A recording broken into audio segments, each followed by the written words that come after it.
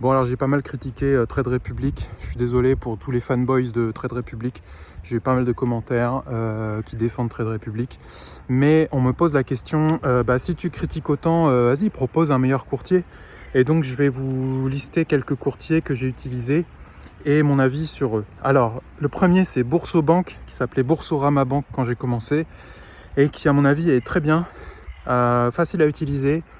Il y a beaucoup de menus plus ou moins complexes en fonction du niveau de ce que vous cherchez, et donc il ne manque rien, même si ça paraît simple à premier abord. En poussant un petit peu l'usage, vous pouvez voir qu'il y a beaucoup de choses et il ne manque rien. Donc en revanche, c'est cher, c'est quand même le broker le plus cher que je recommanderais. Il y a des minimums de montants sur les ordres d'un petit montant, et donc vous pouvez vous faire quand même allumer en termes de frais, donc il faut être quand même particulièrement vigilant. Faites une petite simulation de vos ordres d'achat et de vente. Essayez d'utiliser les Bourso Market, donc des ETF qui sont gratuits à l'achat. Ils ne seront pas gratuits à la vente cependant, mais voilà, prudence sur les frais, sur le reste c'est parfait. Sur le reste c'est parfait. Ensuite on a Fortuneo que j'utilise actuellement beaucoup, qui à mon avis est très très bien. J'ai un PEA chez eux et aucun problème, si ce n'est que l'interface est parfois un petit peu buggée. C'est difficile de s'y retrouver, il faut parfois basculer sur le PC plutôt que sur le mobile pour notamment récupérer des documents, c'est pas forcément facile.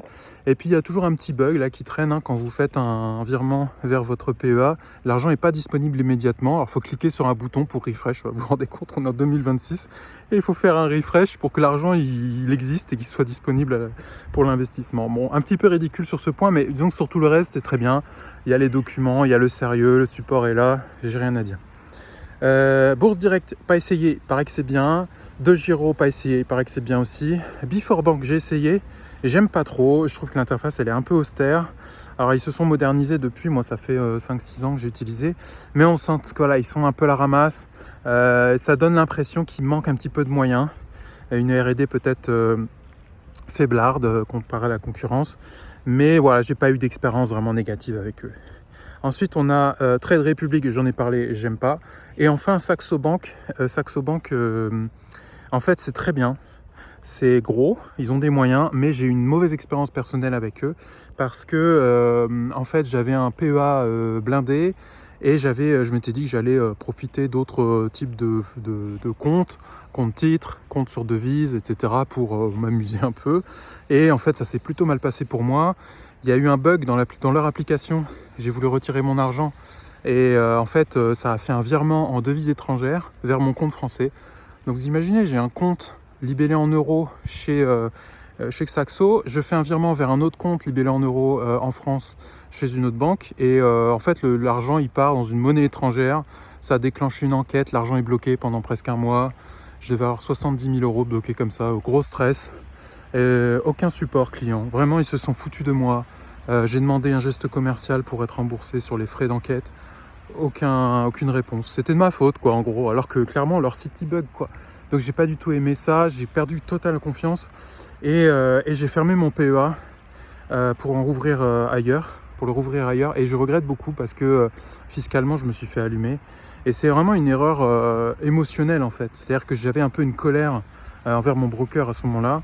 Et je pense qu'il faut que vous écoutiez les vieux comme moi qui vous dites les erreurs qu'on a commises, parce que c'est pas facile d'admettre nos erreurs et c'est vraiment de l'or en barre quoi. Ça a une valeur immense pour vous. Donc si jamais vous êtes dans une situation similaire, ne faites pas ça, fermez pas votre PEA, réfléchissez, posez-vous, essayez de canaliser votre émotion vers de l'action utile. Donc là en l'occurrence ce que j'aurais dû faire c'est plutôt en fait ne pas le fermer, analyser les offres concurrentes, voir un peu comment ça se passait pour le transfert plutôt que de le fermer. Et enfin le dernier de la liste, Interactive Broker, que j'utilise aussi activement, qui est génial, c'est le meilleur broker, mais on sort un peu du contexte franco-français, il est un peu dur à utiliser. Moi j'aime bien la tech, je suis un geek, donc c'est facile pour moi, mais en fait je pense pour les gens qui sont pas geeks ça va être un peu compliqué. Il faut vraiment s'empêcher, je pense, d'utiliser les fonctions avancées, se limiter vraiment aux fonctions de base, acheter, vendre quelques ETF sur quelques places de marché et c'est tout.